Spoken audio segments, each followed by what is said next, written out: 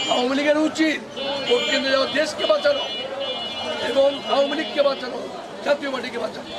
দেশের স্বার্থে আওয়ামী লীগের সাথে আওয়ামী লীগের উচিত দলে দলে লোক বেঁধে লাঙ্গলে ভোট দেওয়া। আওয়ামী লীগ ভোট কেন্দ্রে নামলে জাতীয় পার্টির সারা বাংলাদেশে বিজয় কেউ ঠেকে রাখতে পারবে না। নীরব বিপ্লব হয়ে যাবে, নীরব বিপ্লব। আর যদি আপনি একটা পোস্ট করে এবং জনগণের কাছে পোস্ট করেন, একমাত্র জাতীয় পার্টি ক্ষমতা আসলে এই দেশে শান্তি আসবে। আর যদি জামাত আসে বিএনপি মানবে, আর বিএনপি আসলে জামাত মানবে। যখনই জামাত জিতবে বিএনপির সাথে আন্দোলন শুরু হবে। আর যদি আওয়ামী লীগ জামাত জিতে বিএনপি আন্দোলন শুরু হবে। কিন্তু জাতীয় পার্টি যেটা দুই দলই ভাইকে দেবে, দুই দলই পাকিস্তান। জনগণের উচিত যারা কঠোর বিএনপি, যারা কঠোর আমরা ওদের কাছে ভোট চাই না।